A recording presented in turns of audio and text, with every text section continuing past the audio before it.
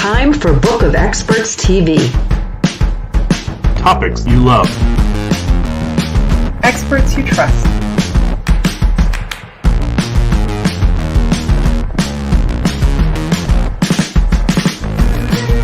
Friction-free referrals. Tried, tested, Trusted. This is Book of Experts, brought to you by salesman.me. This is Book of Experts TV, and I'm your host, Tobin Slavin. We're back today to talk about, it's pretty hard to get a word in edgewise these days. You know how noisy it is out there. Social media, on the web, on the interwebs, as they say, the cool kids say, right? It's hard to get a word in edgewise. It's hard to stop the scroll and to get people's attention. Why? Because there's so many competing interests. Everyone's trying to get in front of you, get your attention, get you to buy something ultimately, right? Well, we also know that a picture is worth 1,000 words. So today we're going to talk about how to tell a better visual story. And more important, what's actually happening in those pictures? What can you do visually to tell a better story, to engage the hearts of the people you want to do business with so they're drawn into your personal story and into your business? I'd like to welcome our guest, John DeMato. Welcome to Book of Experts TV. I'm excited joining us from New York City. Yes. Thanks for having me on, Tobin. Good to see you in a screen. This is cool. Yes. Yeah. These days, it's mostly we've been doing screens, but I think the world is little bit by little bit starting to open back up. I've had a couple of those experiences where I got a chance to meet people that I met virtually first, and then actually shake their hands, give them a big hug, and it feels pretty good. Life is coming back offline. Yeah. I had that a couple of days ago. It was, it's kind of like acquiescing yourself back to what it always was. And now all of a sudden we got to reintroduce ourselves into doing, having conversations in a normal way again. It's really weird, but I'm excited about it. John, let's start there because I think this is really pertinent to your story. You are a photographer. You're a branding expert who helps people capture those visuals. Yeah. What has the last year been? It's been hard on everybody, but what's it been like? You are in one of those industries that had to really reinvent itself. Yeah, it was a real party. And having gotten COVID the first month that lockdown happened here in New York City, it was tough. It was tough emotionally, and it was also tough on my business because I watched the entire year just go bye-bye in a matter of days. But what ended up happening was I kind of stumbled on a new opportunity, which was follow where my people go. My experts, the speakers and the facilitators and the consultants, they went to virtual, and so did I. And that's kind of what got me through the whole pandemic. So I think that's one thing I want to underline. This obviously is the community of Book of Experts as well. So speakers, authors, coaches, consultants, agency owners, thought leaders. These are folks that make their way, they make their business with their ability to brand themselves. Oftentimes their name.com is one of the key ways. And a big part of that, and you really see this difference. I think this is for me, has become one of the signals in the industry, is that when you're looking at a high quality producer, thought leader at that level, they often have the imagery, the branding assets. You can feel the difference visually of what's coming from them. Boy, there's going to be a lot to unpack because I want to know how they're able to do that at the highest levels. But how are you doing that when they went online, went virtual to continue their businesses? How were you able to assist them? Because photography, we normally think of, you're in the same room, you're setting people up, you're getting the environmental shots. How were you able to do that? Well, essentially what it boils down to is this laptop, their Zoom link or whatever teleconferencing program that they were using, they sent me a link.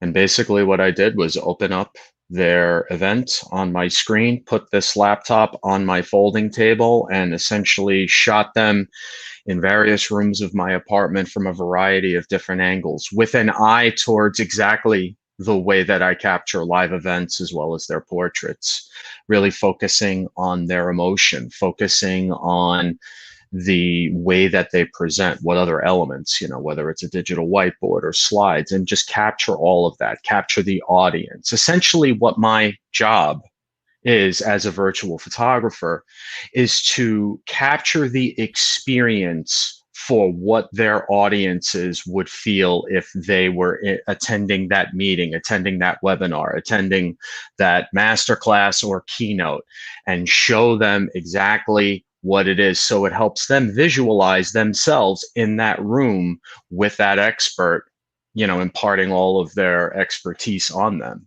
And that's pretty much what I did. And when it came to the way that the photos were shot, the reason why they were in various rooms is because it gave that sense of home, that sense of where these people would actually consume this content.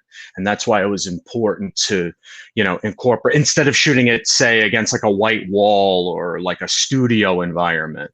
It felt more natural, and it felt like more of an honest representation of what that experience would look like. I think one of the most interesting things about this, John, is that, traditionally when we've seen influencers and their imagery that they tend to use on websites and their marketing materials, it does convey that here is the sage on the stage look. Someone's speaking in front of there's a big room of people. You're seeing a lot of heads, and this one person spotlighted. It has that kind of environmental feel. And yet in the last year, we've spent so much time in between this rectangle here, right? And so I almost feel like maybe it was a secret advantage for you that you were shooting through the rectangle. You were seeing them on the flat screen that way. And so maybe you had a feel for what it would be like when they were going to be experienced through Zoom or StreamYard we're using right now for our broadcast, any of these different digital tools. Because you were shooting natively like that, you were seeing it as a creative director that way, that maybe you had some insights into what the experience would be for the receiver of the visual communication. Oh, absolutely. I mean, I had to learn how to use Zoom for the first time. I didn't even now, granted, Zoom has been used for over a decade prior to the pandemic. This is nothing new, but it became the thing because it was the only game in town. But to your point, understanding the differences between the screens and how you can consume this, whether you just want to see the speaker or you want to see the faces and all of that. As I was kind of learning the ins and outs of this, because, the first couple were just, I don't know what I'm doing. I've never done this before and I've never seen it before. So I'm kind of making it up as I go. And eventually what ended up happening is, yes, you pick up on those subtleties of what makes a professional speaker or author or whatever kind of facilitator doing their thing. You kind of get the sense of how it is that they disseminate their expertise, their framework, all the things that they're imparting on their audience. And what that ends up doing is necessitating the need for me to kind of have that intuition and sense of when they're going from one thing to the next thing, what is the best way to capture that moment so that when someone sees it, they get that FOMO, they get that sense of, I want that too. And that came along as I shot more and more clients. I probably did in the past year and a half about 190 different events. So you see a wide variety of how people put together their particular presentations virtually, and each of them have their own little unique wrinkles to them. What does the future, the next 18 months look like? How much of this, what you've been doing virtually, will you carry forward as the world does come back? I keep saying offline, but in real life, basically. Well, this is going to be a part of my suite of offers moving forward, because while people are going back, and that's amazing, and nothing beats the real thing, as grateful as I am, and I'm sure my clients and other people who needed to see faces during this really crazy time, it was a very important thing, and I'm glad that we had this opportunity. Nothing beats the real thing. But them being on virtual will not go away, because these people still have masterminds. They still do virtual presentations, some hybrid, whatever the case may be. So I have it as part of my stuff moving forward, and would be more than happy to help people out with their virtual needs. John, can you walk us through, help us build the brain of a photographer who is like, what are you thinking about when you start working with a client? They've come to you because they want to level up their branding and their identity online. They see the difference themselves of the high performers and the folks who are just, new and showing up in the space. What are you thinking about on their behalf? What are you asking them, and what should they be thinking about? Well, the first step is, before any moment the camera comes out and we start snapping away, there is a very healthy dose of strategy. I'm on the phone with these people, asking them like 30 questions. And essentially what I'm trying to unearth is who they are, who they serve, what problems they solve, how they solve them, and why they do what they do. And I have a variety of questions within each of those very high level pieces. And what ends up happening is we kind of figure out the way that they share their expertise, whether it's through a book or through the screen or in person or through workshops or whatever. And we then figure out what their processes are. How is the sausage made? And how can we show how the sausage is made? So we figure out what brainstorming looks like. What does working with a client look like? Is it a group? Is it one person? And how does that look? And then we kind of then round out that important information by also illustrating aspects of their day-to-day life. And then we kind of put together a shot sheet that has all of these different activities and different ways they do their thing, and create opportunities to capture all of those photos. Because at the end of the day, we want a balance between showing them as the superhero solving problems, looking like a badass on the stage or on a screen or wherever. The hero shots, those are amazing. We need those. But they also need to be relatable. And they also need to show that they have vulnerability. And we want to show what they look like throughout the emotional spectrum. We want to see vulnerable to victorious and everything in between, because ultimately these photos are meant to visually position them as the authority in their space, but also visually punctuate the sentiment of every single story that they tell. Because when you share any content, whether it's on your website or in a social post or on a blog or any kind of trade website that's related to their industry, there's always the written copy, the story, but what is the visual? And that's where I come in. We figure out a way to make that seamlessly, each piece complement each other very well. And that's what we're figuring out before we shoot. Yeah. So I love this, building the inventory of these, you call it the shot sheet of all these different images that you're going to capture. John, I have so many questions. I'm excited about this topic. What should a expert, I'll just use this sort of general label here for all our folks in our community, what should an expert, how would they assess themselves for what their needs are? Like, what should they be thinking about to assess their current level of visual communication, the story that they're telling now, to identify the gap of where they could be? Well, the first place to start is, I mean, if they were just doing a self audit of their image content, which is something that I do with them when I work with them, but if they were to do it on their own, the things I would look for are right on the top level. Do I recognize the person that's in these photos? Number one. Are these photos from 10 years ago? Do you look the same? And that's not just a physical thing. It's also a mental thing, meaning when I look at these photos, does it take me back to a place where I was in a completely different space with my business? And when I look at them, they don't resonate as well. Because if the answer is no, then those photos are outdated, as well as the ones if you just don't look like who you are. You can't really post those because it affects trust. But beyond that, the next thing I would say for someone to self-audit their photos would be, are you aptly representing the way that you disseminate your expertise? Like if you work virtually, do you have the virtual photos? If you have a book, do you have photos beyond those digital wireframe Illustrator, vector images that have no soul whatsoever because it's a two-dimensional image? Or do you have photos of your actual book and the pull quotes and the illustrations? Are you giving your audience the opportunity to feel the book in their hands through their eyes? And then the next step would be if they are presenting a fuller range of their personality. Are you showing people, what your life looks like? Are you giving them an entry point into your life so that it inspires their audiences to engage? Because once there's engagement, that creates conversations. And once you have conversations, that creates the rapport. And from rapport, ultimately, across a certain amount of time, you can nurture them into them trusting you. And that's when they'll be ready to be in a buying decision.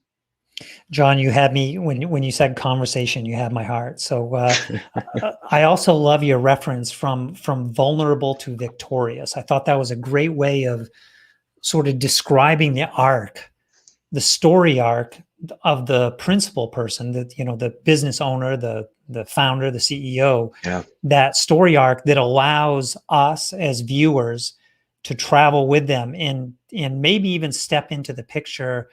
How do you help a viewer project to becoming the hero of their own story? What are your thoughts on that?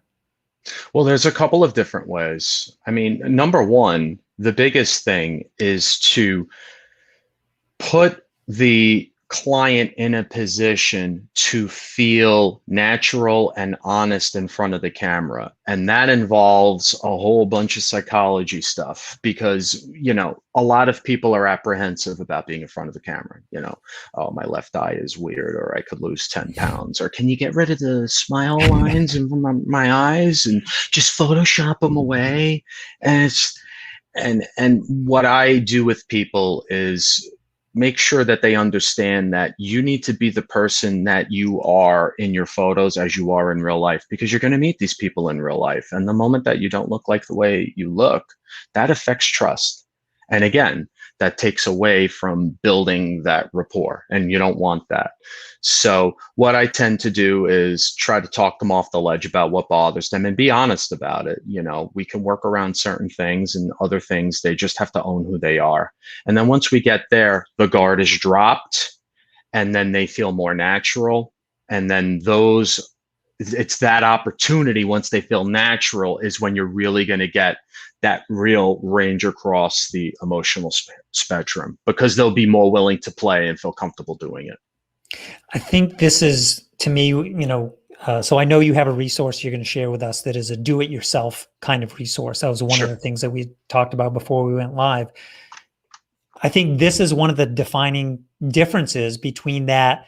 I'll grab my camera. Technically, yes, I can get a high quality image out of my iPhone to take my own, images that I could use.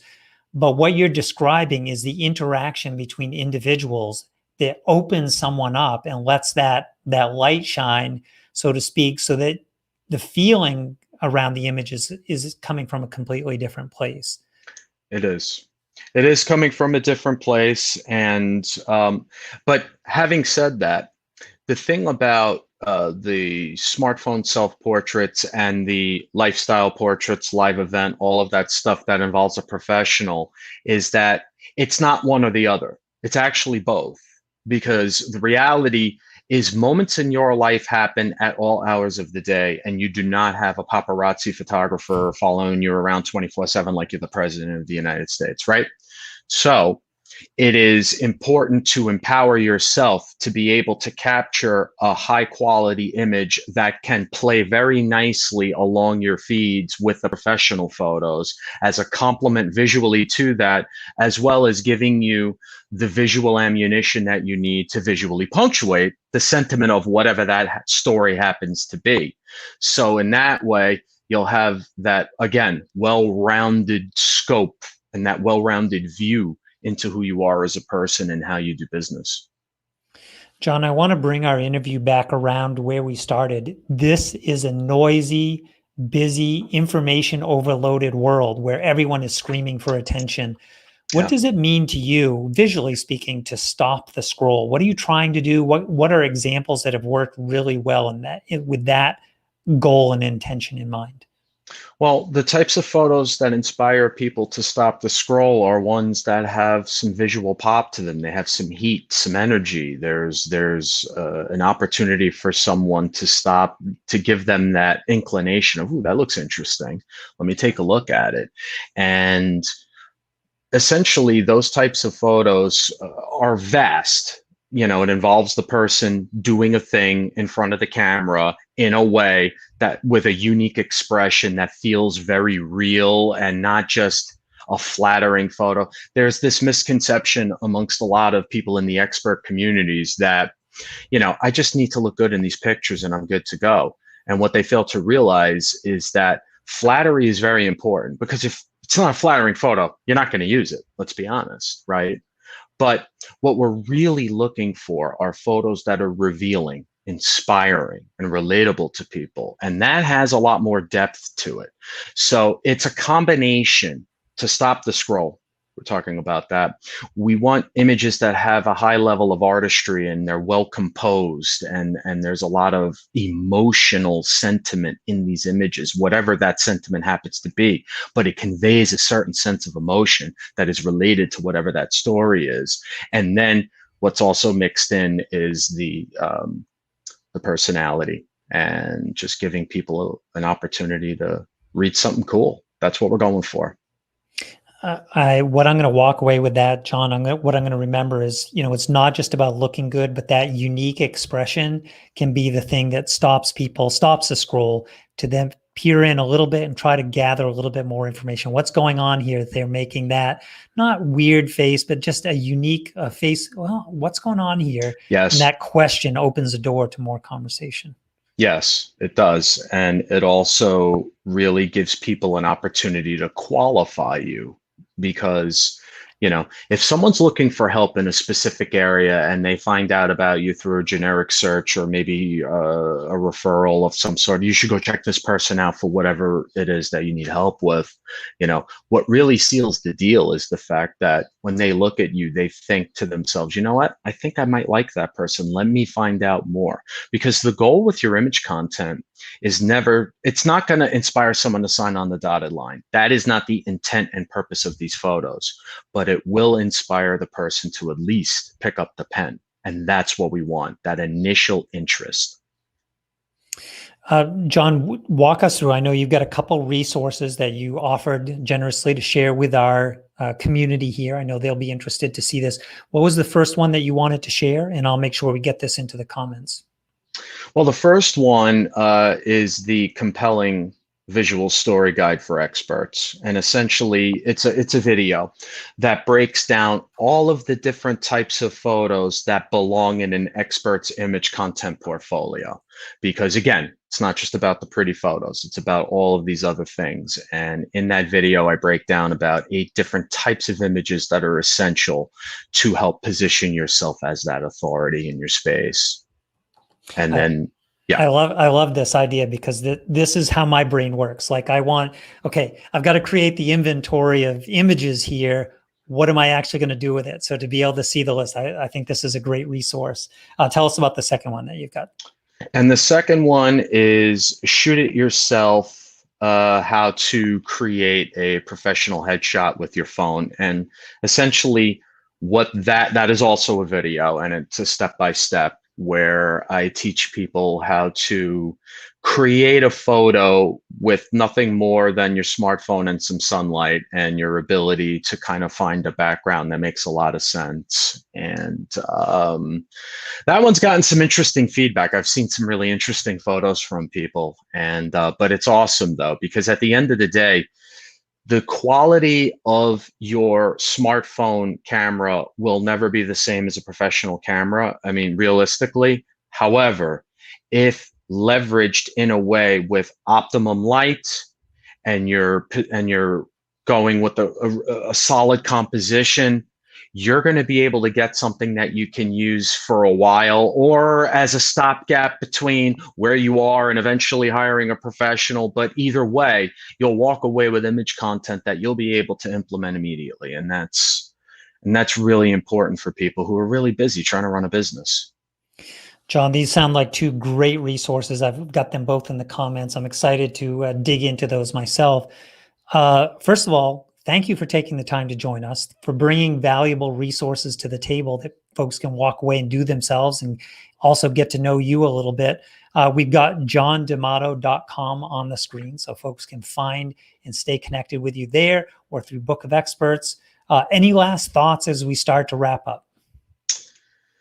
I think one of the big things that I like to impart on people is that you help people. You know, the people that I serve help other people, and it is your responsibility to get yourself in front of those people who need you.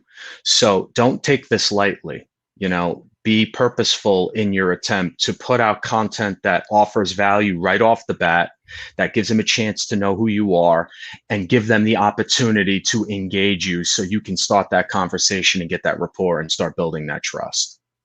Yeah, 100% agree. You can't hide. You have to put yourself out there because that is what people want. When you're an expert, they want to connect with you. Yeah. They want to make that real heart-to-heart connection. It's not just somebody. They want you, and you may be the answer to their prayers. So let's help make that happen by putting yourself out there and in the right places and with the right images to tell a stronger, better visual story. This has been great, John. Thank you for coming on with Book of Experts TV. Again, we've hit your URLs and we've hit your resources. So appreciate you taking the time today. Thanks for having me on, Tobin. It was great. Bye now.